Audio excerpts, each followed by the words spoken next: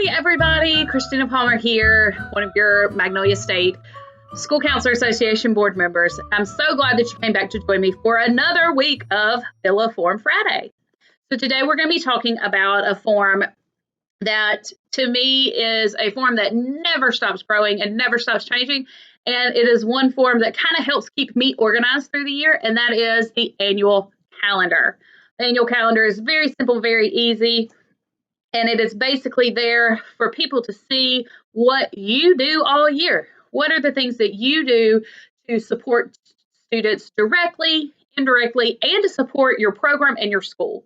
So let's jump right in and look at an annual calendar. This is my annual calendar from the 2020-2021 school year. So an annual calendar is split into three categories of delivering services, which is split into two, which is direct services and indirect services. So this is the things that you are delivering to students, either directly or indirectly. And then the next column is program planning and school support. So this is anything that you do to plan for the things that you want to do with your students or things that you are doing for your students. And it's also any other school support that you provide.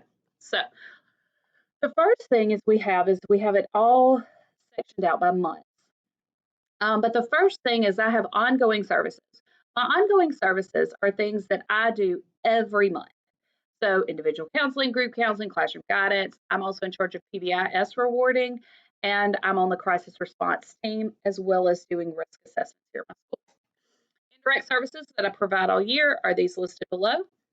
And then my program planning and school support, I attend school staff meetings, the monthly admin counselor meetings. I meet with my admin once a month just to kind of let them know what's going on in my counselor world with their students. The next thing I do is I am in charge of transfer grades. So any students that transfer into my school, I'm in charge of making sure that those grades get inputted. I give new student tours all year. I have a very transient school, so that's something that I am doing constantly. I'm on the school wellness committee, as well as providing some counselor professional development to other counselors, as well as attending professional development for myself. And then as we go through, you see that I have different things for different months. You're not going to do the same thing every month, obviously. So as we go, we have August, where I deal with the new students and meet the counselor. And then in September, I did a self-awareness lesson. And then I have all of these other things over in program planning and support. So in August, that's when I do my needs assessment. I develop this calendar, do my annual agreement, which I talked about last week. I schedule my 504 calendars. I am in charge of 504s here at my school. So that's when I set my 504 calendar of when I need to do my renewals for those. And then I assist my staff with registration. And then as we go on, you'll notice that in indirect services, I have my advisory council meeting. I usually have that in about October. So we've gotten a little bit into the school year, but not far enough to where I can't change my things based on what my advisory council suggests and decides. And then every 9 weeks, I pull a DF list so I can see the academic growth and the academic problems that my students are having. So I can be an assistant of that and help them not only to grow socially and emotionally, but also academically with those executive functioning skills and academic lessons. And then as we continue on, you see I have more lessons. And then we get to March, and that's when, testing gets started up. So I definitely have that test anxiety lesson. And then I'm also giving tours that month.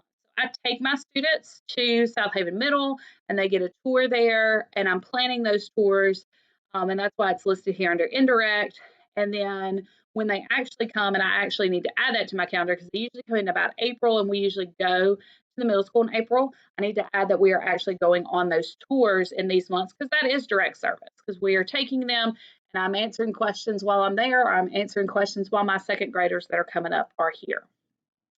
The last thing is that advisory council meeting at the end of the year, just to see how the year went, let my stakeholders know how my year went and what all I have done to kind of promote and to support not only what I do, but what the community thinks that the counseling program needs to be and what my parents think the counseling program needs to be. And then as this was state testing, I know we all do that. Some of us even do state testing. We're in charge of it. and I understand, but that is something that is, again, program planning school support. I do an end of the year needs assessment, and then I do all my data collection for the end of the year in May before I leave school. So I have it and it's ready for me when I come back in July.